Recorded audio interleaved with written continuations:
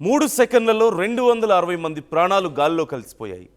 అయితే అహ్మదాబాద్ విమాన ప్రమాదంలో 260 మంది చావుకు కారణం ఎవరు అనేది ఏడాది పూర్తయినా సమాధానం తెలియని ప్రశ్నగా మిగిలిపోయింది. ఎయిర్ ఇండియా 171 ప్రమాదంపై తాజాగా పైలట్ల సంఘాలు కొత్త డిమాండ్ తెరమీదకు తెచ్చారు. Federation of Indian pilots FIP shocking ఆరోపణలు చేసింది. ఒక 3 సెకండ్ల ఆడియోని బేస్ చేసుకొని పైలట్లను బలిపశువులు చేయడం కరెక్ట్ కాదని ఎఫ్ఐపి అధ్యక్షుడు కెప్టెన్ సిఎస్ రంధావా అన్నారు. 260 ప్రాణాలు, రెండే ఆప్షన్లు. పైలట్ల తప్పిదమా, టెక్నికల్ ప్రాబ్లమా? ఇప్పుడు ఈ కేసులో ఒక మైండ్ బ్లోయింగ్ బిగ్ ట్విస్ట్ తెర మీదకు వచ్చింది. Air craft accident investigation bureau AAIB మధ్యంతర నివేదికలో ఏముంది? బాధిత కుటుంబాల అనుమానాలు, పైలట్ సంఘాల కొత్త డిమాండ్ ఏంటో ఈ వీడియోలో డీటెయిల్గా మనం తెలుసుకోబోతున్నాం. అసలు ఏడాది క్రితం ఆ బ్లాక్ డే రోజు ఏం జరిగిందో ఒక్కసారి రివైండ్ చేసుకుందాం. అది 2025 జూన్ 12. ఎయిర్ ఇండియాకు చెందిన బోయింగ్ 787 డ్రీమ్ లైనర్ విమానం అహ్మదాబాద్ ఎయిర్పోర్ట్ రన్వే పై నుంచి లండన్కు టేకాఫ్ తీసుకుంది. ప్రయాణికులు సీట్ బెల్ట్లు పెట్టుకొని సేఫ్గా ఉన్నామనుకునే లోపే గాల్లోకి ఎగిరిన 3 సెకండ్లలో ఆ విమానం డెత్ మిషన్లా మారిపోయింది. కాక్పిట్లోని 2 ఫ్యూయల్ స్విచెస్ అకస్మాత్తుగా రన్ పొజిషన్ నుంచి కట్ ఆఫ్ పొజిషన్కు మారిపోయాయి. ఇంజన్లకు ఇంధనం సరఫరా కట్ అయిపోయింది. దీంతో ఆ భారీ విమానం సమీపంలోని మెడికల్ హాస్టల్ భవనంపై ఒక్కసారిగా కుప్పకూలిపోయింది. క్షణాల్లో చెలరేగిన మంటలు 1000 డిగ్రీల సెల్సియస్ ఉష్ణోగ్రతలో కాలి బూడిదయింది ఆ ప్లేన్ మొత్తం.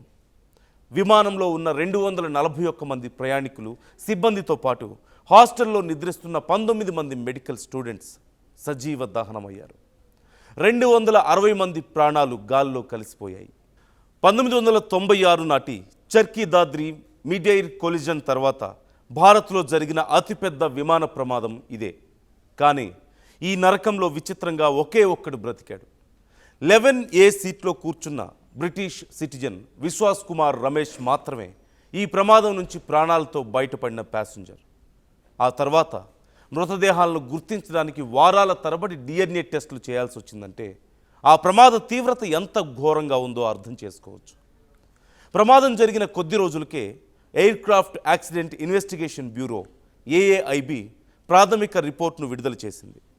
ఆ రిపోర్ట్ ఏవియేషన్ రంగాన్ని షాక్కి గురి చేసింది. కేవలం ఒక్క సెకండ్ గ్యాప్లో ఇంజన్ 1, ఇంజన్ 2 ఫ్యూయల్ స్విచ్లు కట్ ఆఫ్ అయ్యాయి. కాక్పిట్ వాయిస్ రికార్డర్లో పైలట్ల చివరి మాటలు వింటే ఒళ్ళు గగుట్ పొడుస్తుంది.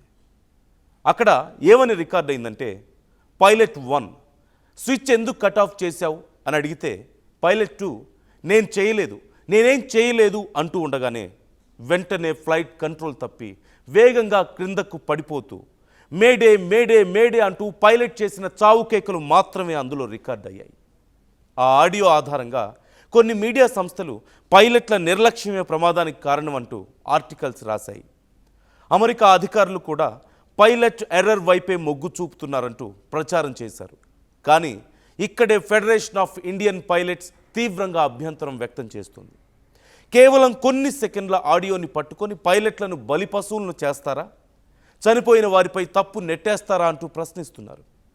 దీనిపై ఎఫ్ఐపి అధ్యక్షుడు కెప్టెన్ సిఎస్ రంధావా ఏమన్నారో ఇప్పుడు విందాం.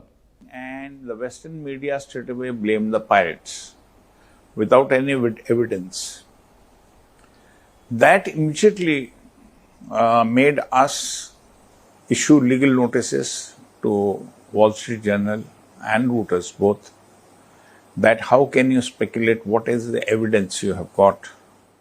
Just a burst of cockpit voice recorder with transcript which was made public was given by the AIB, leading to speculation. ఎవరైనా తమకు తాము చనిపోవాలని కోరుకుంటారా? అలాగే వారితో పాటు దాదాపుగా 250 మందిని చంపేయాలని అనుకుంటారా అనే 2 ప్రశ్నలు ఈ రిపోర్ట్లపై అనుమానాలను కలిగిస్తున్నాయి. దర్యాప్తు అనేది కేవలం ఇంజిన్ కంట్రోల్ స్విచ్కే పరిమితం కాకూడదు. విమానంలో మెయిన్ పార్ట్ అయినటువంటి ఎలక్ట్రానిక్, కంప్యూటర్ వ్యవస్థలను కూడా క్షుణ్ణంగా పరిశీలించాలి. ఎందుకంటే లోపం మనుషుల్లో లేదు, మెషిన్లో ఉందేమో. ఎఫ్బిఐ అధ్యక్షుడు చెప్తున్న విషయాలు వింటే బోయింగ్ విమానాల భద్రతపై భయం కలుగుతుంది. ఒక్కసారి చూడండి.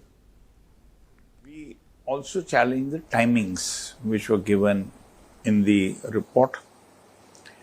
And on the contrary, from that time onwards, we started questioning the AIB that there is an electrical problem we related to other incidents which have occurred on the B787, because this aircraft is highly dependent upon the electricals.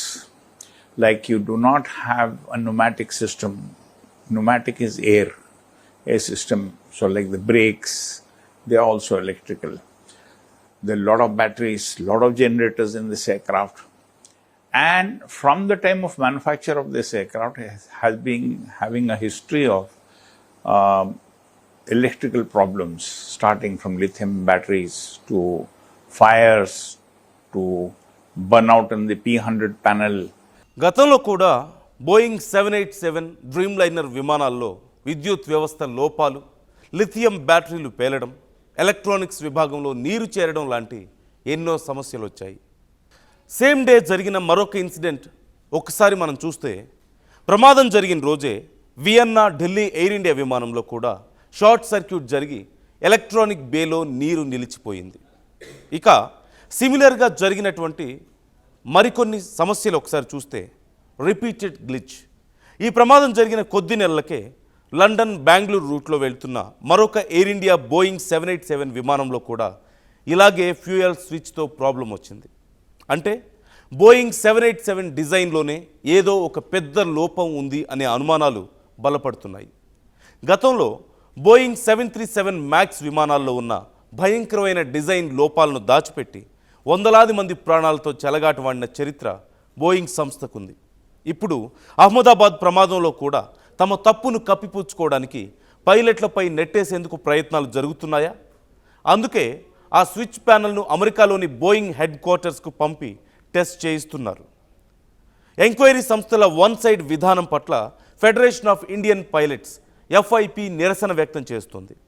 ఏడాది నుంచి ప్రభుత్వానికి, దర్యాప్తు సంస్థలకు ఏకంగా 20కి పైగా లేఖలు రాసినా స్పందన లేదు. అంతర్జాతీయ నిబంధనల ప్రకారం ఏడాదిలోపు ఫైనల్ రిపోర్ట్ ఇవ్వాలి, లేదా కనీసం ఇంటర్మ్ రిపోర్ట్ అయినా సరే బయట పెట్టాలి. కానీ ఇప్పటి వరకు తుది నివేదిక ఎప్పుడొస్తుందో ఎవ్వరికీ తెలియదు. అందుకే పైలట్లను రక్షించుకోవడానికి, అసలు నిజాన్ని నిగ్గు తేల్చడానికి FIP అధ్యక్షుడు కెప్టెన్ CS రంధావా సుప్రీంకోర్టులో పిటిషన్ దాఖలు చేశారు. ఈ దర్యాప్తు టీంలో మరింత మంది సీనియర్ పైలట్లు, ఇంజనీర్లు, విమాన భద్రతా నిపుణులను చేర్చి జ్యుడిషియల్ ఎంక్వైరీ జరపాలని ఆయన డిమాండ్ చేస్తున్నారు.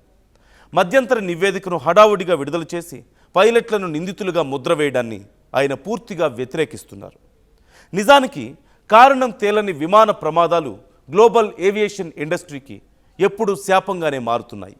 2022లో కూలిపోయినటువంటి చైనా ఈస్టర్న్ విమాన ప్రమాదానికి కారణాన్ని చైనా ఇప్పటికీ దాస్తోంది. 1999 నాటి ఈజిప్ట్ ఎయిర్ క్రాష్ విషయంలో అమెరికా ఏమో పైలట్ తప్పు అంది, ఈజిప్ట్ ఏమో టెక్నికల్ లోపం అంది. ఇప్పటికీ అది ఒక మిస్టరీగానే మిగిలిపోయింది. కానీ ఎయిర్ ఇండియా 171 విచారణ ఇలాంటి వివాదాల మధ్య ఉండిపోకూడదు. ఎందుకంటే ఇక్కడ పోయింది 260 మంది అమాయకుల ప్రాణాలు. కారణం ఎంత చేదుగా ఉన్నా సరే నిజం ప్రపంచానికి ఖచ్చితంగా తెలిసి తీరాలి. ఒకవేళ పైలట్ల తప్పిదమే అయితే విమానయాన సంస్థలు తమ సిబ్బంది మానసిక స్థితిపై దృష్టి పెట్టాలి.